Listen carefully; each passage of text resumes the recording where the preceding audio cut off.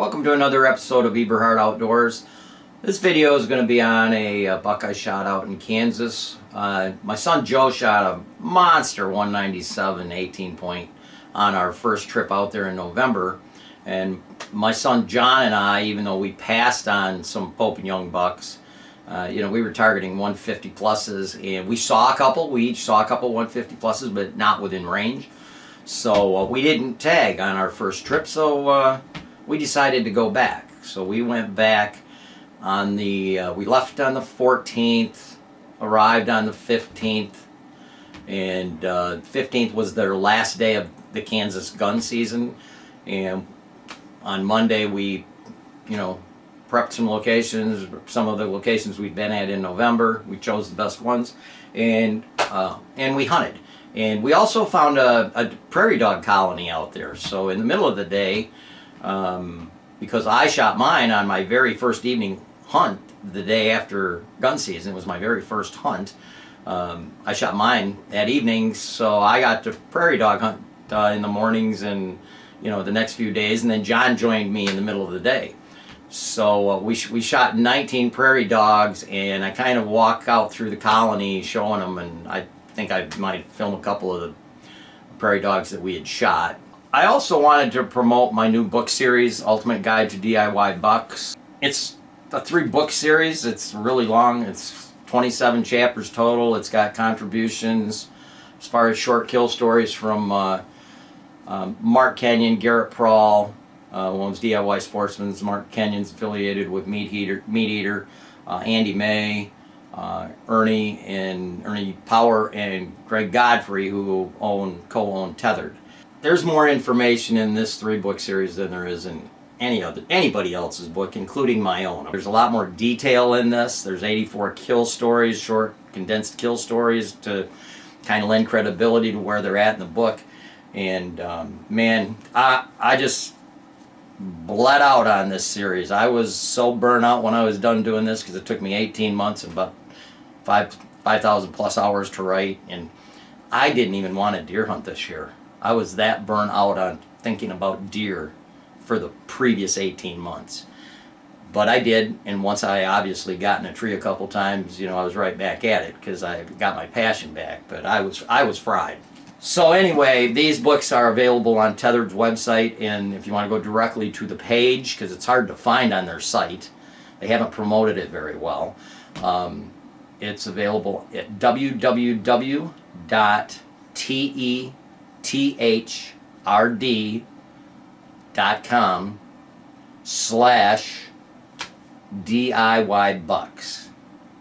Again, www.tethered.com/DIY bucks. And for 80 bucks for these 3 books together, you will not be disappointed, I promise you. There's a lot of information, whether you're an experienced hunter or a novice. So I hope you enjoy this video on the buck I shot in Kansas this year on December 16th in the evening.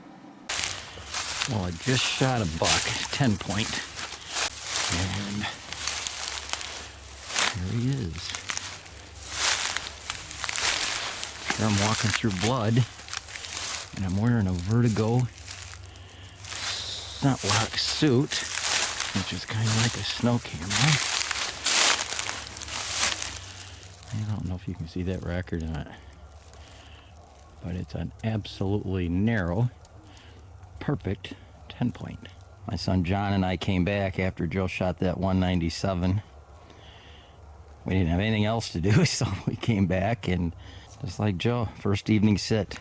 I think this camera has night vision, but I don't know how to use it because I can't see. I don't have my glasses on. But man, I'm a happy camper. My 3rd buck of the year. I'm gonna wait for my son to get out of the woods. He's about 40 miles away. So rather than me throw this in my minivan, mess up my sled, have to move everything out of the back, I'll just let him come over and pick him up in his pickup truck. John and I, even though we passed on some mid-130s, both had opportunities at a big one, and we came back. So we came back on the 14th, started bow hunting the day after gun season. Gun season ended on Sunday, and we hunted Monday evening was the first night we hunted, and I shot this buck on my first evening sit.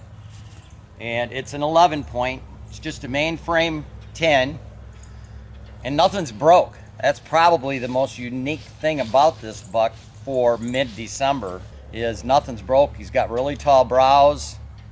It's got a little kicker here, so it's actually an 11 point. And there isn't one, not even a tip is broke. I mean, that's like super rare, because usually after the rut and after gun season, they're busted. At least 50% of them have busted racks, beams, tines, brows, everything. This came off walk-ons, and we've had perfect weather too. It's been, winds have been 10 to 15 miles an hour. At night it's going to be getting down into the mid-20s, which is perfect. And in the day it's going to be up in the mid-40s, possibly even reach 50 degrees. So got Tuesday through Friday to hunt.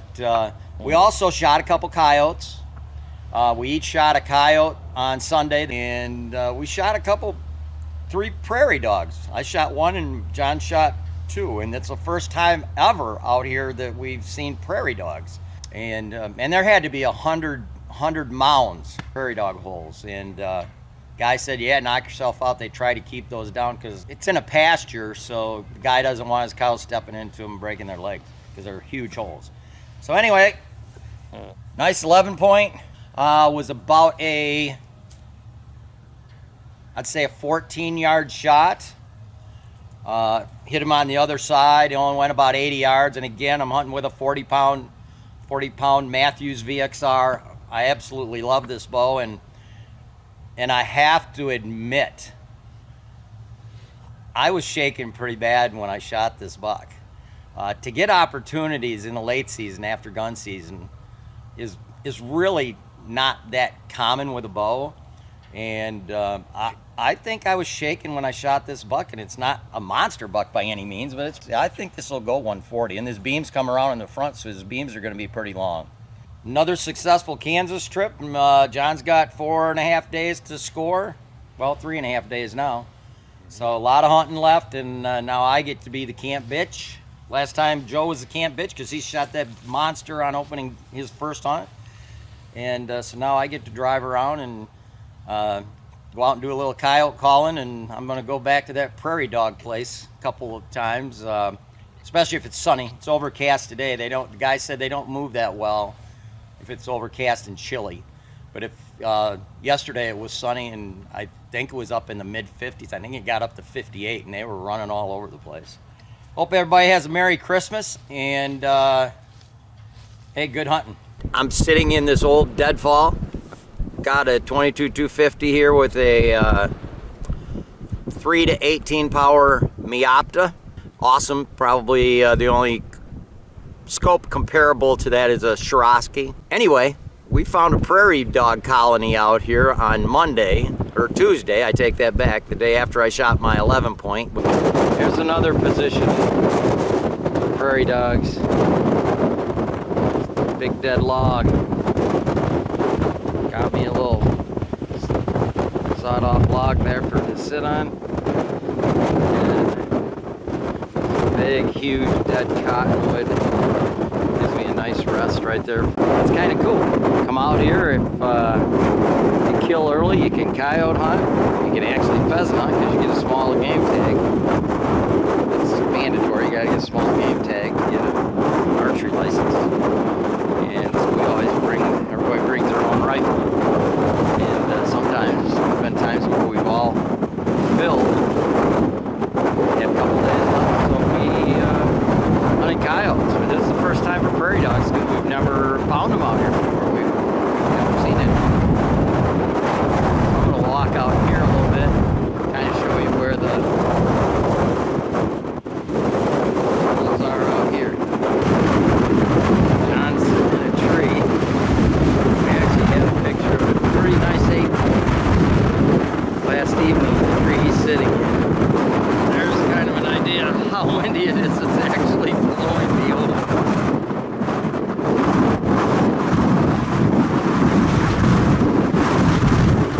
Shooting dogs in this wind is kind of a challenge.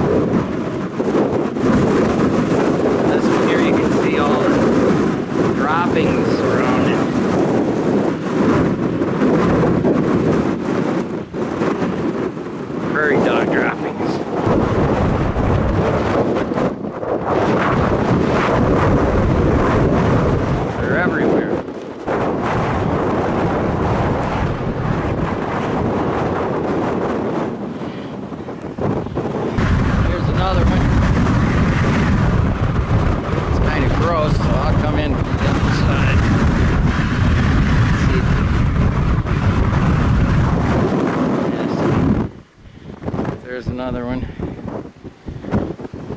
Another small one. That's a young one. They're the hardest ones to kill because they're little. You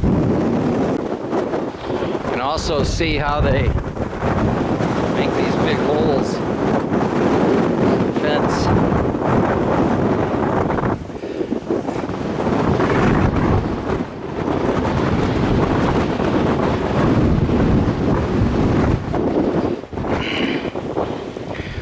Something else farmers don't like. These things are not discriminatory on where they put their holes.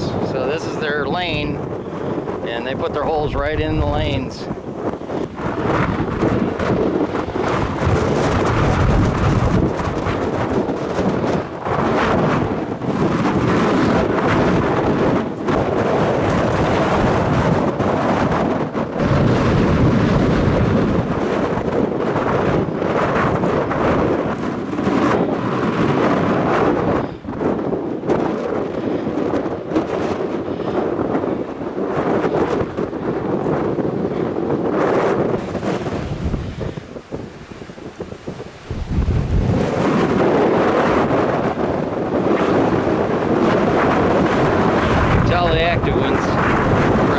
Kicked up and there's fresh poop in there. It's brown, not gray.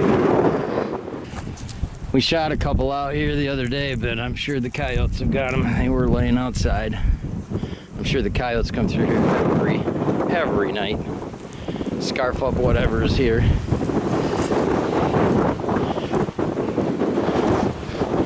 Dog scat everywhere around here. This is a fresh hole. You can see the brown poop. Fresh hole. Yeah, there were several dogs laying around here yesterday that we shot, and they are gone.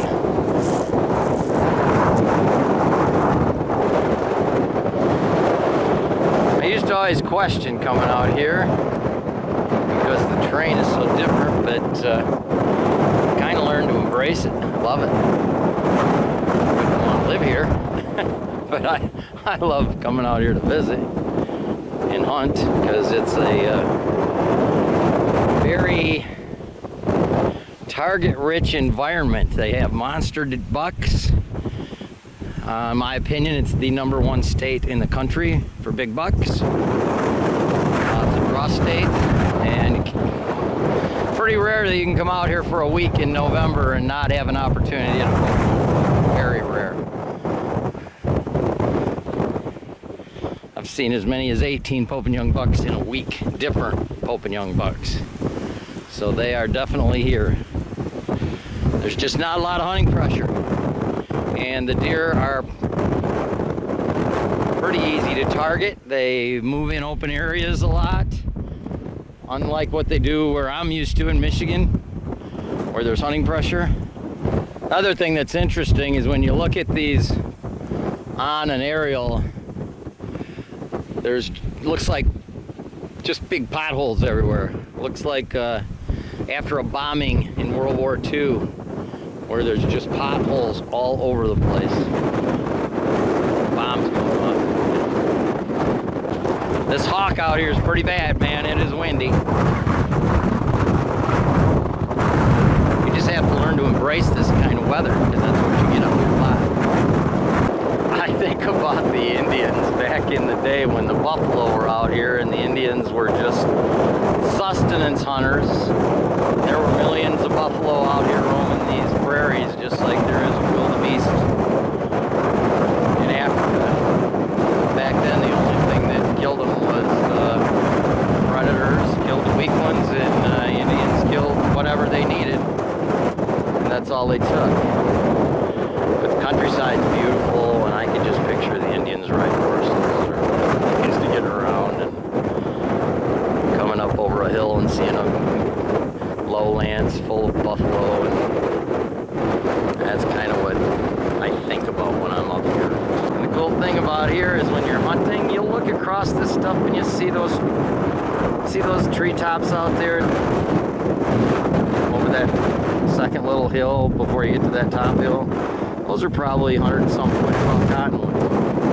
That's so floodplains draws, and those draws are all over the place around here. But the right down there. That's a floodplain draw. Those trees meander and they go around that low spot. They go all the way back over into there where you can see those treetops across that fence across the road. And that's a draw. That's kind of where you hunt here. That's the only semblance of security cover once the crops are picked. And you can see there's crops out there. They plant a lot of milo, some corn, soybeans, winter wheat. That's about it. And when the crops are down, the deer can find into those floodplain draws, because you can see, it's very simple to see out here. You're probably looking at 90 to 95% open territory, 5% draws for their security cover. So during daylight, even though these bucks out here will move across open areas, they still tend to use these draws. There's another draw right here. This is the start of a draw right here. Those are all Osage orange trees. And that draw goes over and it meets up with that other draw where you can see the tips of those trees right there. And the deer transition through those because that's the only place where there's any semblance of security cover. There's plum brush down there, there's tall weeds because there's more moisture in the ground. There's a lot of hemp, which is worthless for smoking, but there's a lot of hemp plants. And that's where the security cover is, and that's what they transition through. So you just pick a pinch point in a draw, set up in it, and put in some time. That's how you kill big bucks out here. So here's kind of a better idea. You see those tall trees there? That's the start of this draw. Osage orange, cottonwoods primarily. And you can see it's going down into that valley. And down in there's lots of brush. Quite a lot of timber. You can see those tall cottonwoods down there.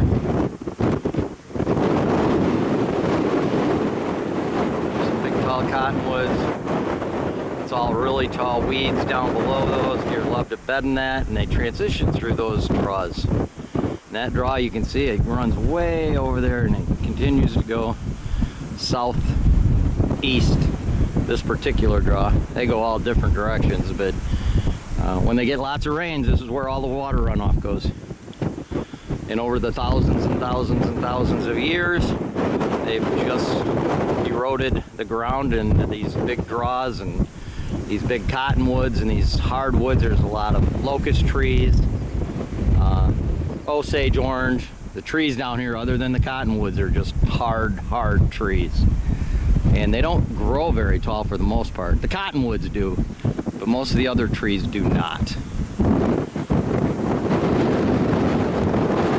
And there's a sniper position right there. A 22-250 with a bipod on it. Got a little Y forking up the fence a little bit. Lay right on this bank. That's where my body lays. And the dogs are out about 250 yards. I can park way down the hill, and because there's a big bank along this whole fence row, I can walk down here to this sniper position. Just shot two. Hopefully they're still laying someplace. They tend to come out of the holes and just stand, and then when you shoot them they go down the damn holes. I've shot about a dozen already. Some were out of the holes, some weren't, about half and half. We didn't take any pictures of them yet, so I'll probably take some pictures. But the wind's howling, and these are about 250 yard shots. So I'm having to aim about, God, probably with this 22-250, I think about 2-3 inches to the right, because the wind's coming out of the right side, directly sideways. But this is kind of cool, because as bad as I shake, I've got the bipod, and then I can push the gun over against that solid fence post where I get a solid rest. So, coming back out here right now, I've been out here a half hour. I'm 2 for 2. Yesterday it was 1 for 4. It wasn't windy, so you never know. If interested, the links to many of the podcasts I've been on, or for information about my 2-day whitetail workshops that take place in March and April, please visit my website at deer-john.net.